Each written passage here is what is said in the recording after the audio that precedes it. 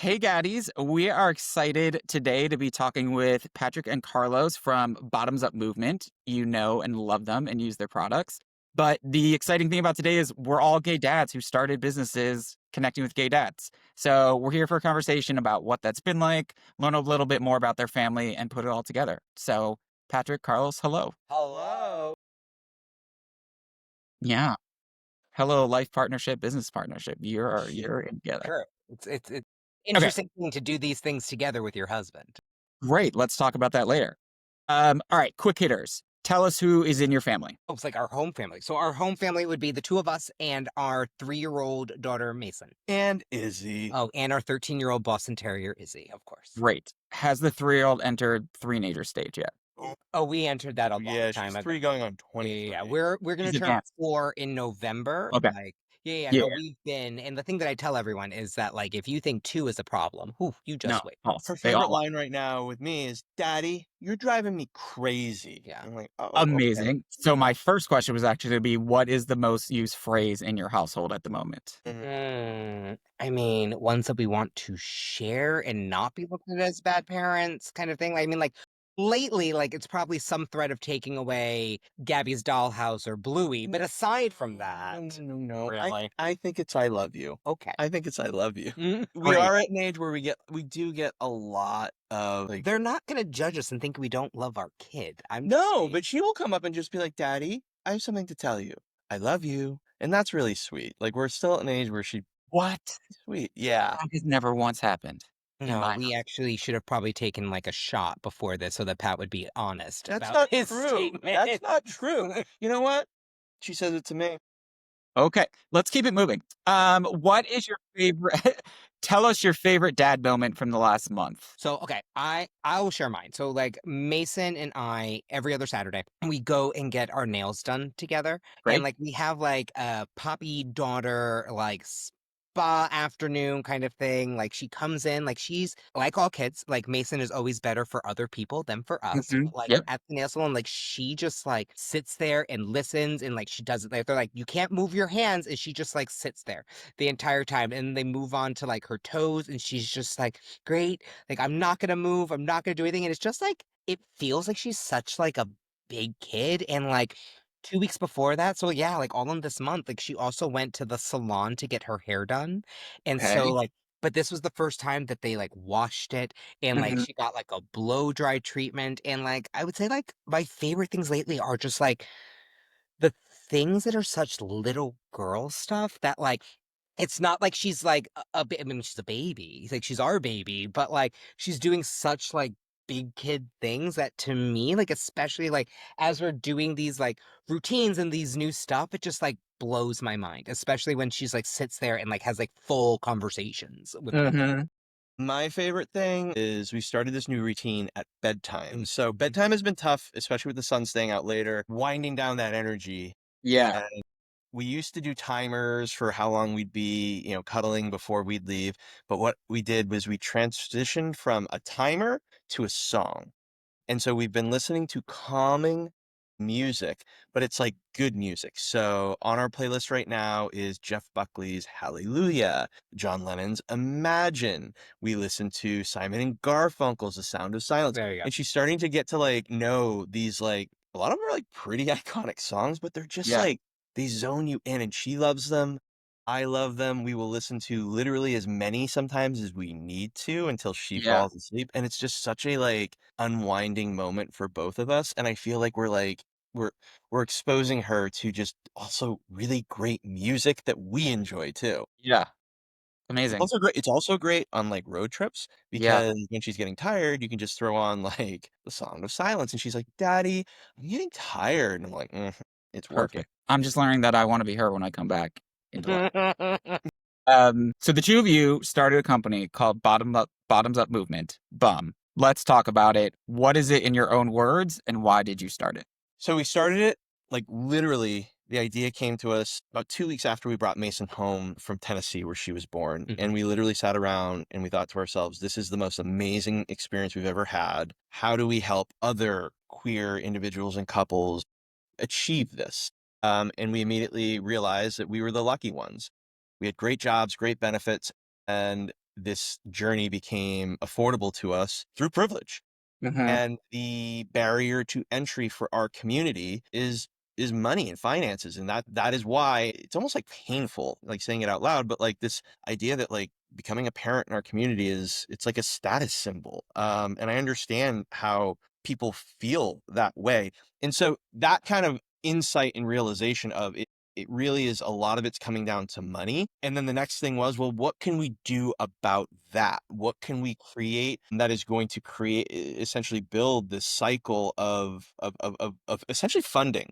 Hmm. And we immediately thought of business, and then we said, well, what business? And the first thing that came to mind was lube. What is a product that our community buys a heck of a lot of? And when you like it, you continue to buy more of. And, we immediately tossed it out. We were like, we don't want to be the lube dudes. That's not like that. What do we tell our mothers is what we No, no, said. no. It was, what do you tell your mother? Well, yeah, that's true. Yeah, we're a little, I mean, I come from it's been a journey to get to this level I of come from a comfort. very like out there Hispanic family. Like there's one event that we did, in-person event that we did that I couldn't make it to. And so like my aunt went with Pat It's to true. sell it. And so like she's out there at like Hartford Pride last year, like slinging some lube and telling people that scrubs are great on like your butt and stuff like Yeah. that. So Well, yeah. So it was a journey. But then we came to this other insight that was, sex is part of family building.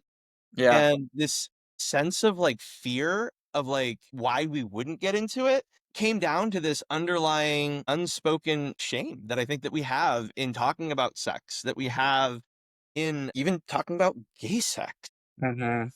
We have lots of conversations with our straight friends, especially as we were going through our own family building journey, about their own difficulties. A lot of our friends have had challenges conceiving children, and sex is part of that conversation. We realize, why are we afraid to get into this? And why are we afraid to have this conversation? I'm sure a lot of other people are as well. yeah. Oh, and by the way, sex is a natural part of family building for the straight community. So Hmm. why the hell not put it somewhere in the journey for gay individuals and couples? And so that was really the moment where we said, you know what?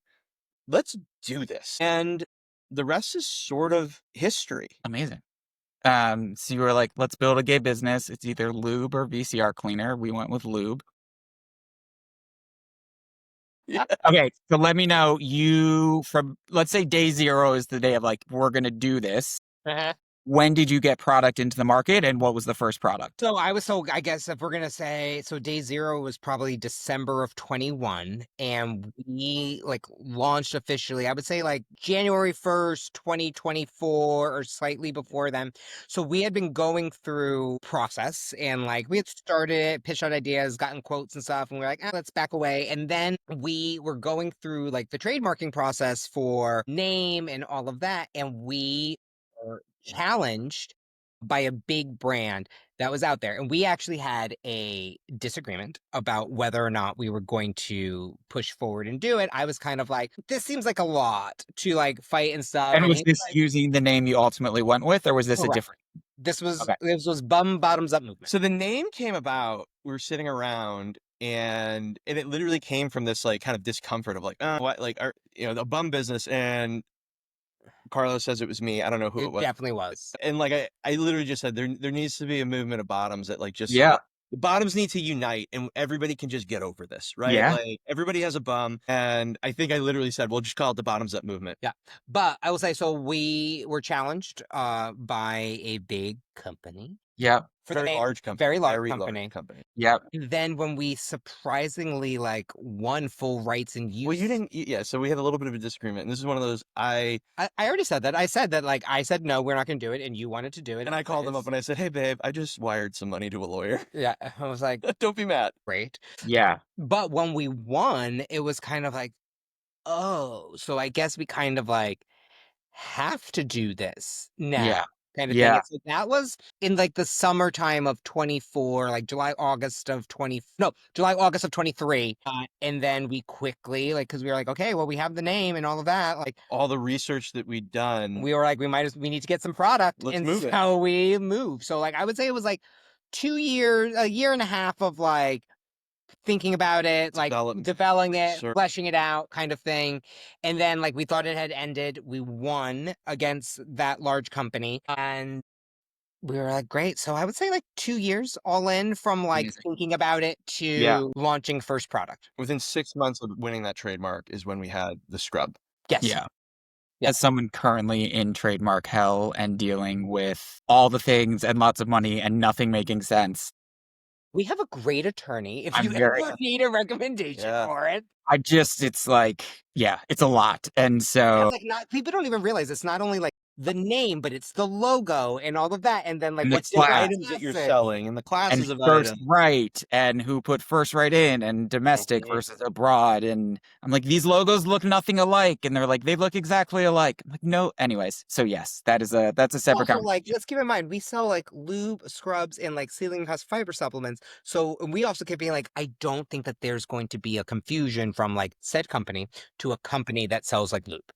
Like, I Yeah. don't really think, but you know, Actually, I mean, like, said company was a company that focuses on more children-friendly right. I type was of like, products, definitely not gonna and that was like Yeah. confuse. we told our lawyer, we said, "Write this as if it could end up on Last Week Tonight with John Oliver, Hmm. and make it really clear, like, explain in legalese what a bottom is."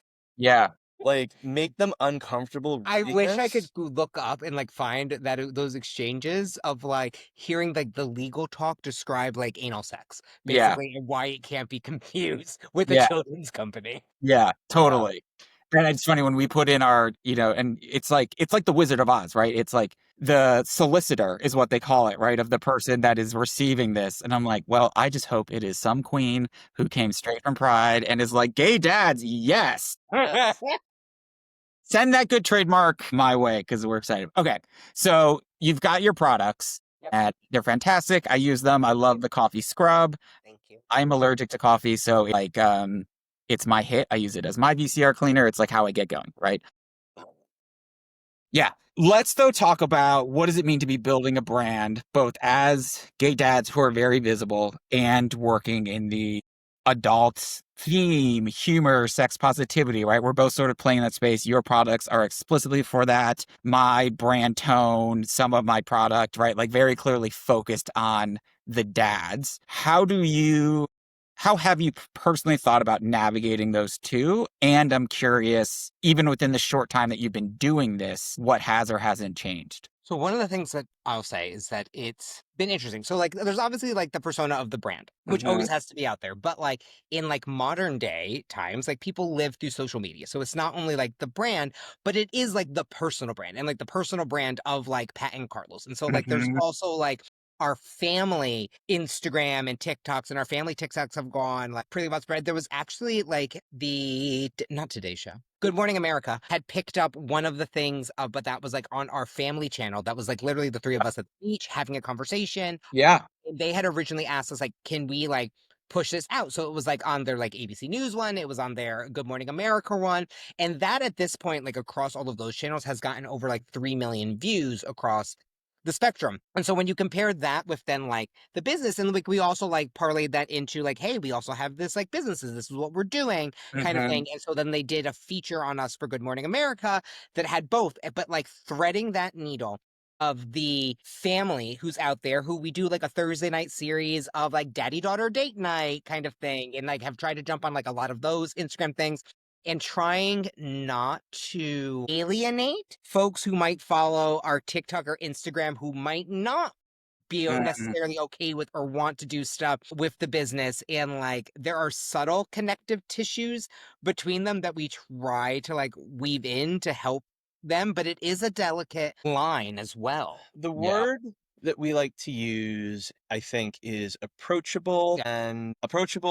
authentic, and inclusive. Hmm. So, I mean, we talked about how, I mean, like, so first, sex makes kids, and becoming a parent doesn't make you a prude. I think that's like the first, like, Gaddies still get horny. I hope not. I eh, mean, we've become kinkier as we've gotten older. That's what we're here is for. that what we're here for? That white shame is starting to like, ooh, see, it's been a journey to get to this level of comfort talking about some of this stuff. But yeah, so Yeah. first is whether you're gay or straight, becoming a parent doesn't make you a prude.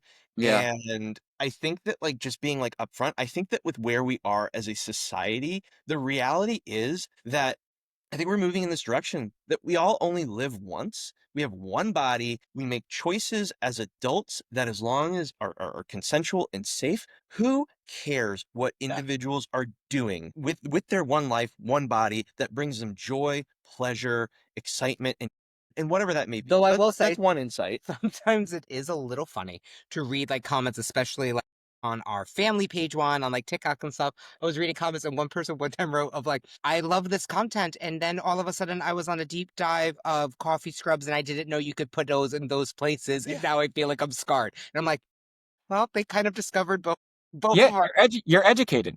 Well, and that's just it. And so when we come up with content and when we are building, we're putting anything out there, we're trying to think to ourselves, like, what? I mean, so social media in some ways sort of helps because there's a lot of guidelines that you have to Yes. maintain. We don't want anything to be out there that's going to make it feel either gratuitous or discomforting. We Mhm. want people to go to our website, work. We want people to have our products in their house and not feel as though they have to hide it from guests, whether that is the lube or the scrub or our psyllium husk supplement, which would be in the kitchen, by the way. And as we Ours think is. about the rest of the products that we're looking to develop, we sort of want it to be like an if you know, you know. Our products start, and one of the things that we say is family first. And when we say that, we're thinking of like literal families, but also our queer community family. Mhm. And so everything starts with our community. These should be the very best products that you've used as a member of our community for the reason that they are being marketed for. For Mhm. so many years, we've had to go out and find these other products that help us with our self care, Mhm. for our bums. But because it's such a stigmatized part of the body, and because anal sex and intimacy with whether it's two men, two women, or the bum is such a stigmatized thing that nobody's actually focused on it from a holistic brand perspective. And so we want these to be approachable and this understanding that, yeah, you can use them for intimacy, you can use them for sex. But most of our products, aside from lube, obviously lube is being used for sex in some way, shape, or Though form. we did an entire email campaign where you can use lube in wigs, you can use lube to Yeah, undo zippers and such. yeah. We had an entire email campaign about You can this. use silicone lube as a bike And I lubricant. just saw, and forgive me, I should know this, but I just saw lubes that are now being labeled gluten free. So, all the things that are important. Yeah, But I also say when you own a lube company, it also becomes interesting wondering when Mason will start talking about this at school yeah, because like there are times that she has said yeah. like if we were doing orders and stuff and we would do orders from like the kitchen or stuff like that, her bringing over a box being like, "Daddy, Poppy, do you need more lube?" And I'm like, well, that's definitely something that's going to have to be talked about eventually at Yeah. school." But like, I But I mean, think I'm with you. So for Gaddies, the sort of tone and point of view, the way that I describe it is vivid but not vulgar, right? So it's yes. always finding that line, right? Even like our tagline of "for the dad in you," right? I'm like, if my I mom love reads that things, tagline, by the way. thank you.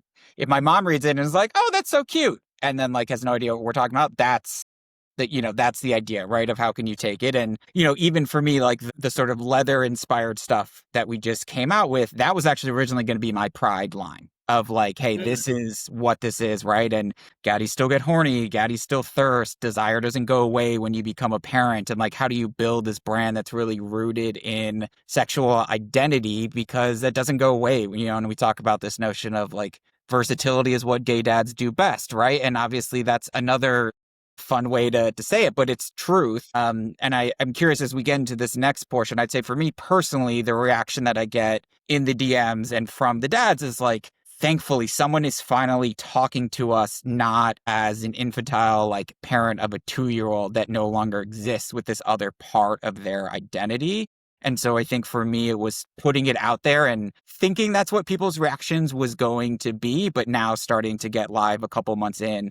So tell me about the reactions from people you've talked to, and I'm actually okay. I want to know. Right, we're both gay dads doing gay dad things. Tell me about the reaction from gay queer dads and other families because your products work for everyone. I think that we mainly see the reaction to that when we do in-person events, and I think that it's like twofold. I think that folks who are of an older generation who might be in their like upper 50s, 60s, 70s kind of thing, I think that they get touched in a different way because they obviously went through so much struggle and so much strife, and some of them are parents and everything, and some of them might have been parents from like say from heterosexual marriages and such. So like we find a lot at like in-person events, there's those conversations that we're having, but then Mhm. we have the folks who are like our age or like even like a lot younger because like we both just celebrated like our 40th, so like You can edit that out. we're not as young and pretty as we used to be. You are. But thank you. But like folks Being will come young up. and pretty is very overrated, let's be clear. Anyways, but like we'll have folks come up to the table and like talk about wanting to explore and not knowing like where to start or like it's so cost prohibitive kind of thing. Mhm. So we find that the conversations divert in like two ways. Like both are very excited, but then there's also like the young gay crowd who like are not necessarily thinking about families or if they want one or anything like that because like, that's just not what their mindset is at. But they're also like, I don't want that, but I have friends who do, and so like that's good. So I would say that the reception from folks has been good. I think it's also one of the things, and you could probably speak better to this. I think that like when we get trolls or like criticisms and such, it's one thing that we expected it from like far right and like MAGA people and all of that. I think the ones that are most like are like from catty queens. Like, can I say that? Like, can I like call like for people who are like the entitled or like rude gays kind of thing, who are like warriors behind the keyboard kind of thing? We're just like, that's like a little uncalled for. Like, we should be trying to like support each other. But I understand, like, when we came out just to like try to compete with so many different brands that are out there, like, we put out very like big brand energy, like put a lot of money into like advertising and marketing to really get it out there. So people, I think, conflated like everything we were putting out there with like not like two dads starting a business with their toddler who are trying to actually make a difference, In but their like kitchen. equating it to like exactly equating it to Yeah, like these other people out there, and we're kind of like, dude, like we're trying the Yeah. best that we can, yeah, kind of thing. yeah. I mean, like, it's interesting. It's like by design, we're trying to put this foot forward that we are a legitimate brand that is professional. And I think that sometimes there's this perception that, yeah, we're this large organization with, if not hundreds, maybe a few employees, Mhm. when in reality, At least it's more than two and a half. at least more than two and a half. Overwhelmingly, the reception is positive, right? Like, especially, so it's interesting is there's a couple different ways people come in. I think people mostly come in because they see some of the ads or they learn about the products and they're coming in for the product. Correct. Mhm. And as much as we try to tell the story on social media, we're still so small. We're still building it. Like that, in terms of acquiring customers, is not why customers come in or discover what Mhm. it is that we're doing. But sometimes that's why they Yeah. stay. Well, that is it. Well, I think once you've tried the products, and it's part of the reason why we love when people are buying on our website, and we ship everything ourselves. We include Yeah. a handwritten note in Yeah. every single order, and we try to Yeah. explain, hey, this Unless you is buy from Amazon. If you buy from Amazon, you don't get that. well, and that's, I mean, that is one of the challenges of like Amazon helps get us like that scale, puts us in Correct. front of people who are looking for our product when they're looking for our product. Mhm. Once somebody tries the product, it's no longer, however you've discovered the brand, maybe you tried it because you heard about what it is that we're doing and you want to support us. Then you've tried the product and you're like, oh, Yeah. this is really good. It's high quality. And Yeah. that's really, we want these products to be the best in class, then fall in love with our, however you discover us, we want you to, the products are not second. The products are the very best in class. And that is intentional. And we are doing our best to make them within the price range that allows everybody to be able to access them. And then the mission behind it. And then we try to add like those levels of customer service and yada, Mhm. yada, yada. What's interesting is on social media, the reception that you get is, I think because there is this perception that we're this large brand, is sometimes you get the folks who are just fed up with capitalism and fed up with the system. And you do get a lot of feedback around that. And I think sometimes people forget that, hey, you got a job too. What are you doing? And what is that company doing for you? You got a paycheck. We're trying to build something from the ground up. It is just the two of us, and we are trying to do it the right way. It doesn't mean we're not going to make mistakes along the way. It doesn't mean that we haven't.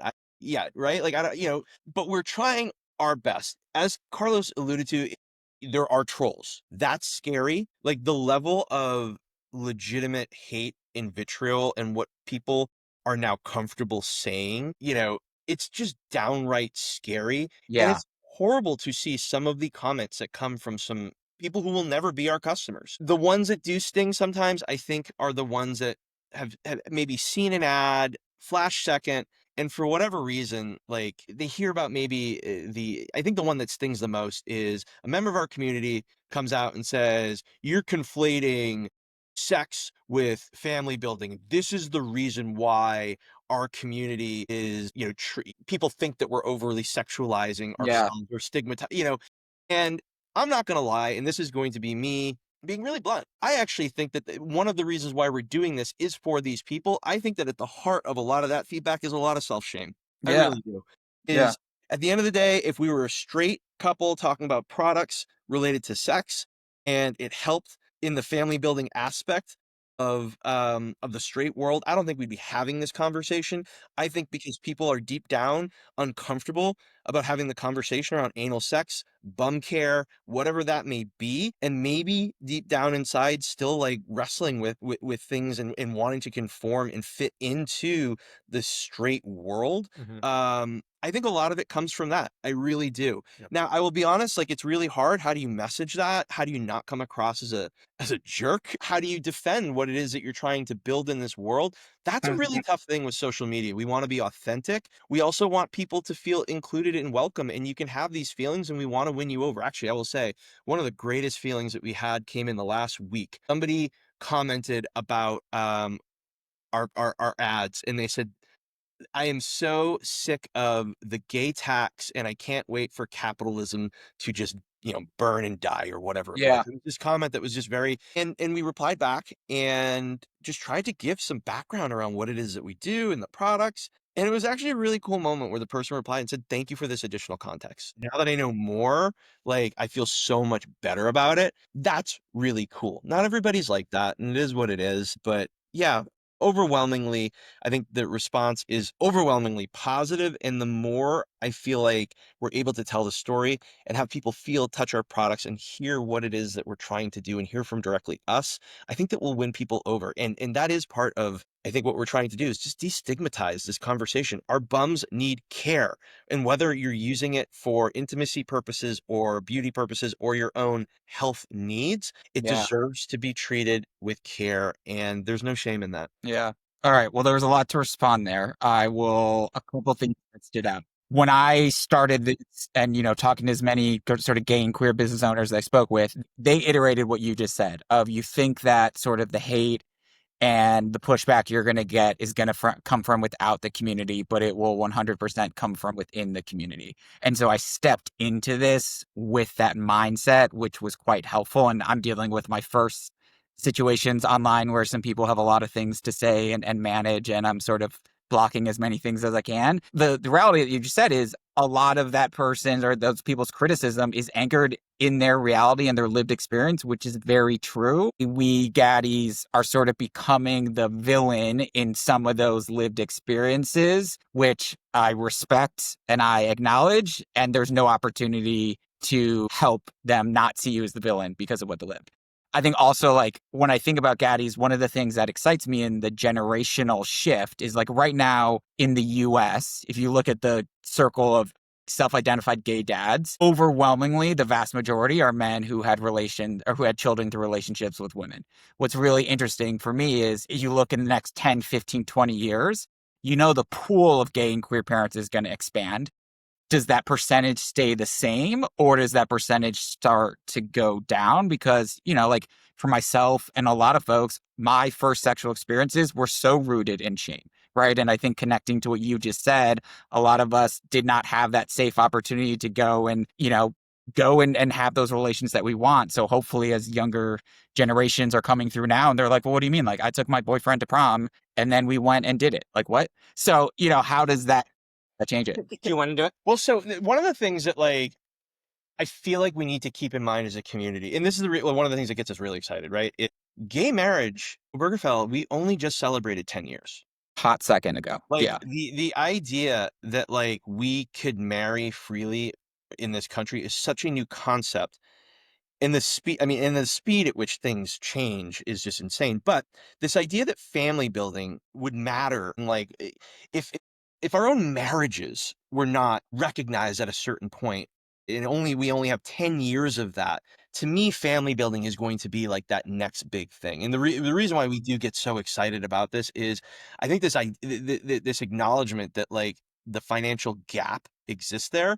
I think that people understand it, and there's a lot of I think that there's a lot of just like frustration around like this idea that like, oh, you've made it if you're gay and have a family. Yeah. But if we don't get ahead of that and we don't figure out what that solution is, because I do get concerned, like you said, David, that like the percent of parents is likely to go down as it's become in our society like okay to be gay and it's okay to build a family. But the first thing that people aren't gonna do anymore is get married and have children and then realize that like, oh, you know what, it's okay to be gay, and then that family dynamic changes. Now the default is like, no, like it's like let's get married. But because that family building has such a financial gap to it, I do think Mhm. that we're going to see the percent of families actually decrease, or percent of gay men or queer individuals and couples with children is going to decrease if we do not get ahead of it. And that's essentially what we are trying to do, is get ahead of it now, because as we look forward in the future, it's going to become problematic. Well, I think, in a lot of ways, right, like we as a country sort of don't talk about that the majority of queer people live in the South and live in the Southeast, right? And that's never the story that you see. That's never the story that is told.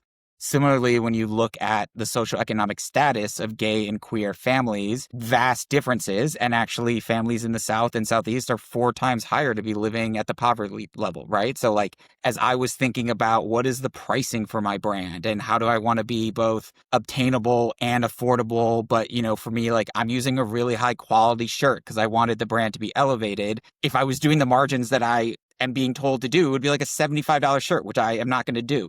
So thinking about that, and what I described at the beginning for like when I set out to start the brand was I need the brand to not speak to just the gays in Hell's Kitchen or the Hamptons or LA, right? Like I need everyone to feel seen. And if you're used to not getting high quality product or high quality service, I need to lift everyone up so they feel like they're at Bergdorf, or they feel like they're at the really expensive department store that wasn't an experience they've had before. And how you do that is really hard. And like coming from working at one of the world's iconic brands, in my mind, there's 197 things that are supposed to happen every time you put out a singular product. And like, it's just me, right? So it's just me in this basement trying to do it all, trying to do the best that I can while being a parent first and making people happy. And I think that that's one of the interesting things that, like, as we've done like in-person events, like pretty much like around the country, or like Hmm. at least towards like the Midwest, is like we've encountered very different socioeconomic classes,